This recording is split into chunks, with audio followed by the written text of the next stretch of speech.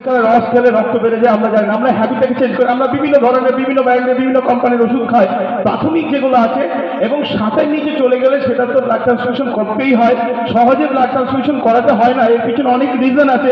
অনেক সময় সেরোলজিক্যাল অনেক রোগ থাকে, HIV, hepatitis B, C, syphilis, পরীক্ষা আমরা করি, কিন্তু কিন্তু দেখা যায় অনেক সময় র্যাপিড হয়, এলাইজা পদ্ধতিতে হয়, সিবি নেটে পরীক্ষা হয়, কিন্তু উইন্ডো পিরিয়ড বলে একটা বিষয় আছে, যে সময়ে ধরুন আমার শরীরে আজকে এইচআইভি ভাইরাস বা হেপাটাইটিস ভাইরাস ঢুকেছে, কিন্তু আমি আগামীকাল বা পরশু বা 5 দিন পর যদি আমরা টেস্ট করি এলাইজা বা স্ট্যান্ডার্ড লেভেলের যে পরীক্ষাগুলো হয় মেশিনে বা কিটে, সেগুলো কিন্তু ধরা পড়বে না। এটাই উইন্ডো পিরিয়ড। এমনও হতে পারে যে উইন্ডো পিরিয়ডে কোনো একটা ইনফেক্টেড মানুষ ব্লাড দিয়ে চলে গেছে, দেখা গেল তার ব্লাডটা অন্য একটা পেশেন্ট নিল, দেখা গেল তার কাছে হেপাটাইটিস বি চলে যেতে পারে।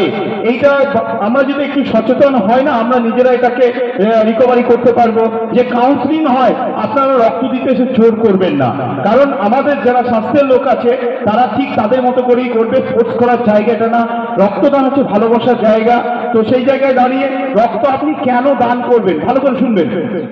রক্তদানের কিছু প্রত্যক্ষ পরোক্ষ উপকার আছে।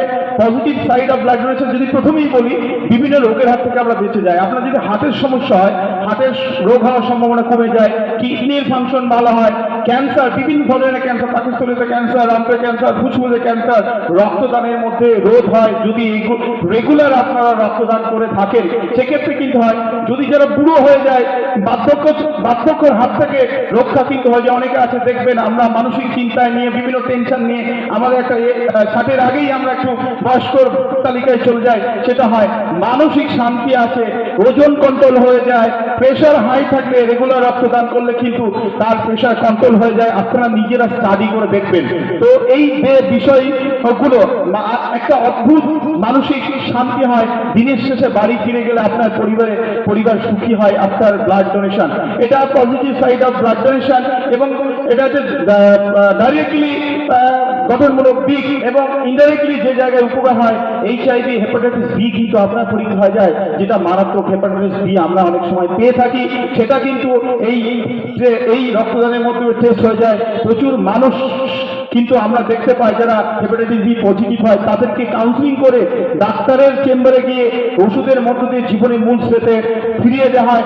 ধরুন কেউ যদি হেপাটাইটিস বি হয়, তাকে যদি চিকিৎসা যদি না করে, একটা সময় লিভারের সমস্যা হবে, লিভারের সিরোসিস বলে একটা রোগ আছে, সেটা হবে পরে লিভার ক্যান্সারে কনভার্ট হয়ে যায়। অনেক লোক আছে লিভার ক্যান্সারে মারা যায়, দেখা যাবে তাদের যদি আমরা হিস্ট্রি নিতে ওই জায়গায় চলে যাবে।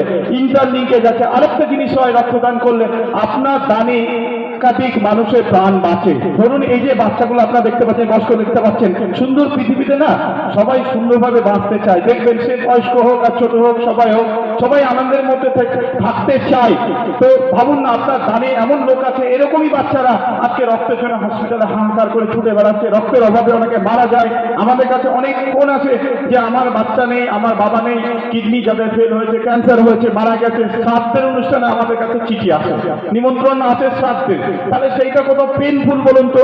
এবং এটাও একটা জিনিস জানো, রক্ত কেন আপনারা দান করবেন। নদিয়া জেলার 6টা ব্লাড ব্যাংক আছে, শান্তিপুর একটা হওয়ার কথা চলছে, পেপারে দেখছিলাম, ওটা হলে আরো ভালো হবে। ধরুন আনুমানিক বলছি, অনেক মিডিয়া থাকে না, ওটা ভিডিও আবার ভাইরাল করে, যে বোঝানোর জন্য বলছি, প্রত্যেক দিন নদিয়াতে যদি 200 ইউনিট ব্লাড পেশেন্ট নেয়, জানবে 200 ইউনিট কিন্তু কালেকশন হয় না। তো সেই কালেকশনের সংখ্যাটা আমাদেরকে বাড়াতে হবে। ধরুন না 160 ইউনিট কালেকশন হলো, আজকে 160 হলো, ইস্যু হবে, পেশেন্ট নেবে 200। আপনার ভাবুন ওই 40টা গ্যাপ থাকছে, 40টার মধ্যে আপনি পড়ে গেলেন, আপনার প্রিয় বাচ্চা, আপনার প্রিয় মানুষ, আপনার পরিবারে বয়স্ক লোক। তাহলে সেই জায়গা থেকে বাঁচার একটাই রাস্তা, আমাদের বেশি বেশি মানুষকে রক্ত দিতে হবে। বছরে 4বার ছেলেরা, মেয়েরা 3বার রক্ত দিতে পারে। 18 থেকে 60 বছর হলে রক্ত দিতে পারে। 45+ ওজন থাকলে রক্ত দিতে পারে। এটা কোনো ভয় নেই। কিছু ক্ষেত্রে আপনারা একটু শুনবেন, খুব ভালো কথা বলছে, আপনারা শুনবেন, এটা খুব কাজে লাগবে। এগুলো তো আছেই, এটা সব এলাকাতে, সব গ্রামে যারা সোশ্যালিস্ট মানুষ তারা করে, এবং বিভিন্ন ওয়েতে করে, এনজিও করে। তো সেই জায়গায় দাঁড়িয়ে যে রক্ত এইসব নর্মাল রক্ত দান করা যায়, কিছু ক্ষেত্রে রক্তদান করা যায় না। ভাত খেয়ে আসবেন না, 2 ঘন্টার মধ্যে রক্তদান করা যায় না।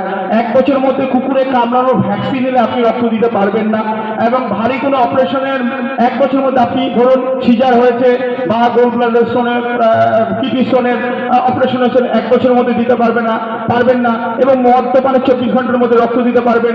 মহিলাদের যে পিরিয়ড চলাকালীন সময় মহিলা রক্ত দিতে পারে না। ছোট বাচ্চা মায়ের দুধ খেলে তারা রক্ত দিতে পারে না।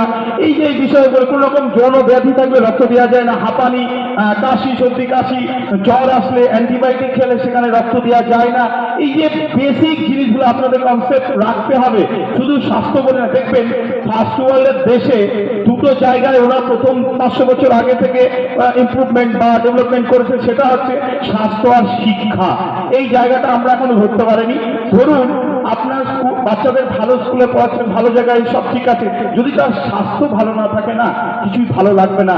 সেটা শুধু যে আমাকে ডিগ্রি ছাড়াও অনেক কিছু জানা যায়, আমাদের ফোন আছে, আমরা দেখতে পারি। এবং যারা জানে, এখানে যেন প্রবীণ মানুষ মাস্টারমশাই অনেক এডুকেশনের কথা বললেন, এবং ডাক্তারবাবু যারা আসেন তাদেরকে একটু ইউজ করতে জানতে হবে, ব্যবহার করতে জানতে হবে, কোনো কোশ্চেন করতে জানতে হবে, তাহলে আপনারা শিখে যাবেন এই যে বিষয়টা। তাহলে রক্তদানে আমরা কোনোদিন পিছিয়ে আসবো না, অবশ্যই রক্তদানের ক্ষেত্রে আসতে হবে। এবং এলাকার মানুষের দায়িত্ব নিতে হবে। ধরুন এই এলাকায় যদি রক্তের কোনো মানুষের অসহায় গরিব মানুষ হয়, তার পাশে কেউ থাকে না, এবং আমাদের থাকতে হবে, তার ব্লাড ইনশিওর করাটা আমাদের দায়িত্ব। অবশ্যই এই এনজিও আছে, শুধু এনজিওর সঙ্গে সহযোগিতা করুন না।